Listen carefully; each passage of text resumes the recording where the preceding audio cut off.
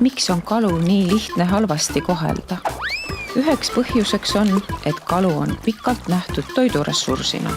Nüüdisajal on kalapüügi roll aga muutunud. Varem püüti kala ellujäämiseks, täna tehakse seda tulu teenimiseks. See pööre on toonud valdavaid tagajärgi. Kahjuks muutub see video nüüd veidi masendavaks. Kalapüügilaevad lasevad igal aastal merre kaotsi 640 000 tonni püügivarustust.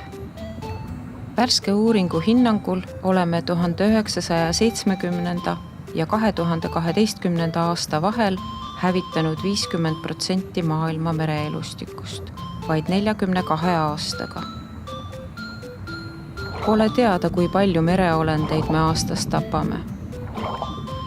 Arvestused kõiguvad 200 miljardist mitme triljonini. Suurt osa neist tapetud loomadest kutsutakse kaaspüügiks. Need on kalad ja teised mereolendid, kes püügijärgselt hinnatakse praagiks või majanduslikult mittetulusaks.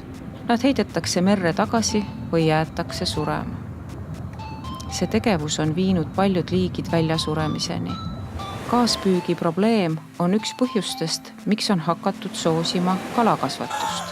Ent ka kalakasvatuse süül sureb miljardeid kalu ja selle põhjus võib tulla üllatusena.